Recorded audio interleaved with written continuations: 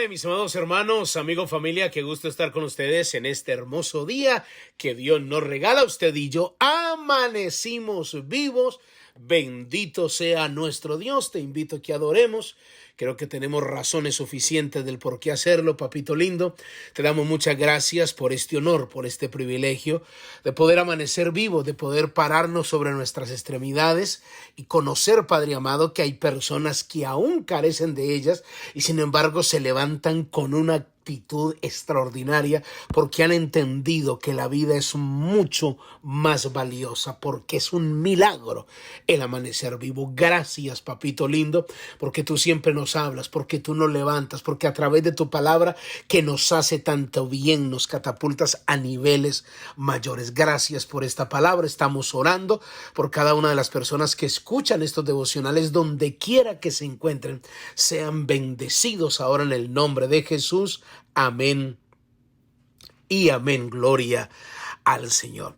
Bendiciones para todos mis amados hermanos. Le damos la bienvenida a aquellos que ingresaron a los devocionales desde el corazón de Dios. Soy el pastor Fabio Castañeda, donde todos los días pues escucharás una palabra que estoy seguro que bendecirá mucho tu vida. Estamos estudiando un tema titulado Sometidos a la voluntad del Padre. Ya vamos pronto a terminar.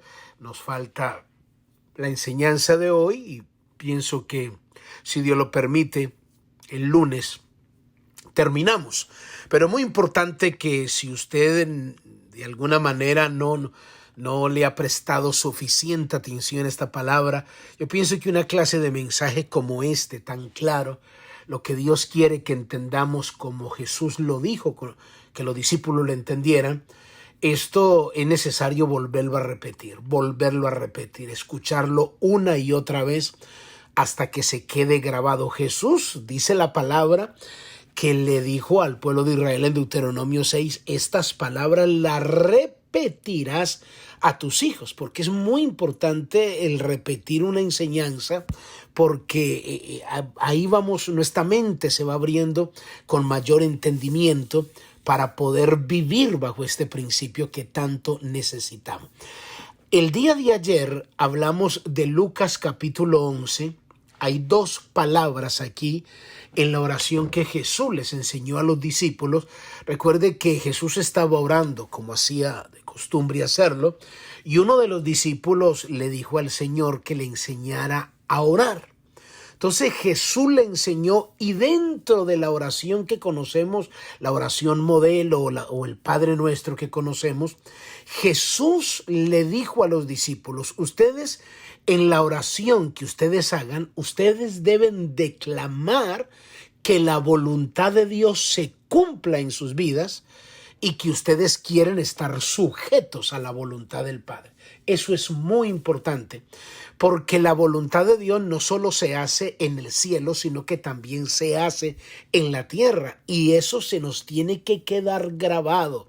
Le he dado ejemplos personales y el mismo ejemplo de Jesús que tuvimos en el día de ayer, hablando de cómo el mismo Jesús padeció. Es que esto es muy importante entenderlo y que se nos quede grabado, porque los seres humanos pensamos que nuestro problema es el más grande de todos, ¿verdad? Aquí no se trata de competir de dolores, no se trata de quién tiene el dolor más grande, sino entender que Jesús quiere que miremos cómo Él vino también a la tierra y sufrió igual que nosotros.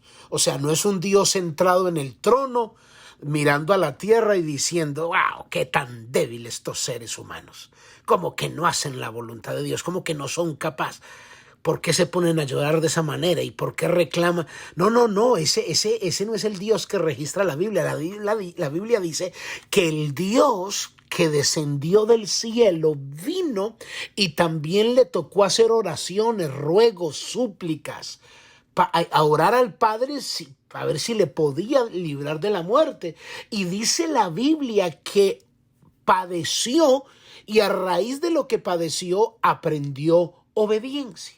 Entonces esto nos enseña que Dios permite muchas cosas en nosotros para que nosotros también aprendamos obediencia y que en medio de la aflicción se debe de pedir hacer la voluntad. Sé que es difícil, pero esto va a desatar una enorme bendición en nuestra vida. Mire, hay dos palabras en Lucas 11 del Padre Nuestro. Voy a leer solamente el versículo 2 de Lucas 11. Y le dijo: cuando oréis, decid: Padre nuestro que estás en los cielos, santificado sea tu nombre, venga tu reino, hágase tu voluntad, como en el cielo, así también en la tierra.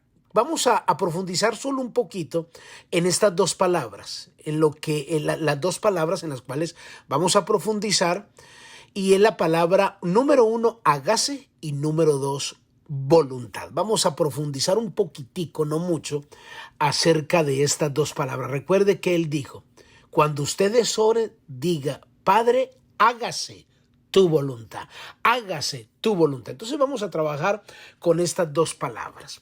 La palabra hágase en el original griego se lee como geneteto, que literalmente significa sea hecha, sea hecha. O sea, en otras palabras es: realícese el propósito soberano de Dios en mi vida. Esta clase de oración tiene demasiado poder en el mundo espiritual. ¿Por qué? Porque te estás alineando al diseño de Dios, al propósito de Dios, a lo que Dios ha establecido. Estás haciendo una oración tan exitosa y tan poderosa que Dios va de alguna manera a mostrarte por la misma palabra y de miles maneras que Dios tiene un plan, un propósito, un diseño que aún en medio de la crisis debemos de creerlo y entenderlo. O sea, entender que Dios tiene un propósito en mi vida y que pase lo que pase, ese plan Dios lo va a cumplir. Dios lo va a cumplir. Es un plan que tiene conmigo y que Él lo va a cumplir aquí en la tierra. El salmista David lo entendió. Mire lo que dice el Salmo 138, el versículo 7 y 8. Dice: si anduviere yo en medio de la angustia, tú me vivificarás. Contra la ira de mis enemigos extenderás tu mano y me salvará tu diestra. Jehová, miren lo que dice el versículo 8, Jehová cumplirá su propósito en mí. Tu misericordia, oh Jehová, es para siempre. No desampares la obra de tus manos. Note en estos versículos, en estos dos versículos, lo que está entretejido aquí. Dios, el salmista dice: Dios va a cumplir su propósito en mí. Eso lo tiene que ser muy claro. Entonces, si Dios va a cumplir un propósito en mí, entonces la Biblia dice que la misericordia de Dios será extendida sobre mí. Si Dios va a cumplir el propósito que tiene para mí, entonces Él no va a desamparar la obra de sus manos. O sea, siempre va a estar terminando la obra que Él ha determinado en mí. Si aún estuviera en medio de la angustia, Dios me va a levantar, me va a vivificar, me va a resucitar, me va a dar la energía, el poder, la fuerza suficiente para estar en pie. Es más, y cuando los enemigos se levanten contra mí, dice: contra la ira de mis enemigos extenderás tu mano. O sea, cuando los enemigos se levanten contra mí, Dios extenderá su mano y me librará y me salvará. Y uno dice: ¿y por qué estás tan seguro? Vamos a hacer una pregunta como si estuviéramos entrevistando a David. David, ¿por qué estás tan seguro que Dios va a estar contigo en medio de la angustia? David, ¿por qué estás tan seguro que Dios te va a levantar? ¿Por qué estás tan seguro que Dios va a extender la mano y te va a librar de todos tus enemigos?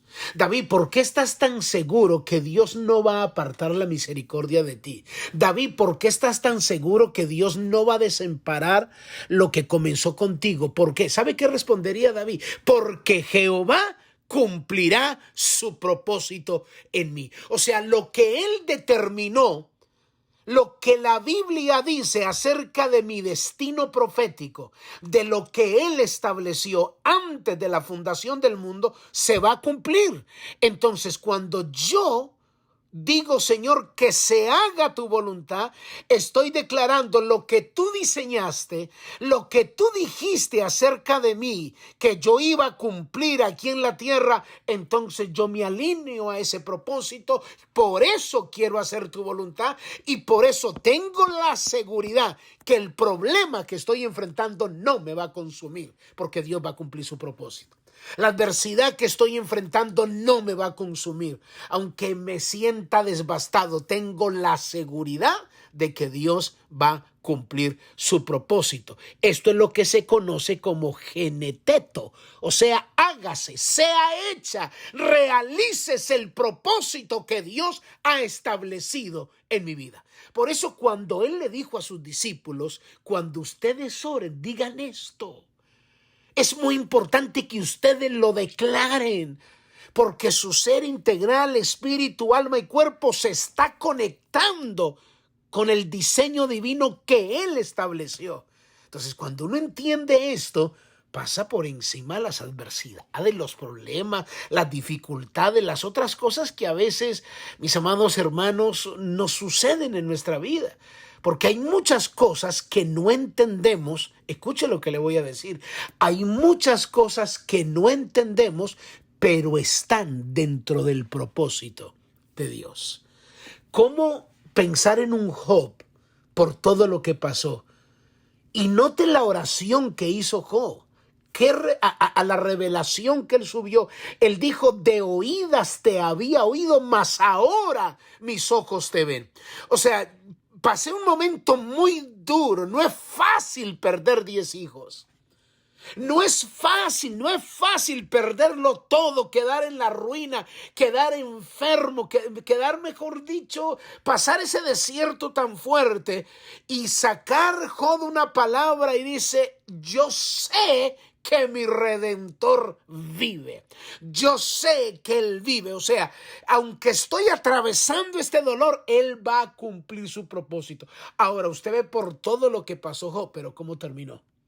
Lea cómo terminó Job. Lea todos los capítulos, los últimos capítulos, cómo terminó Job, viendo el propósito de Dios en su vida.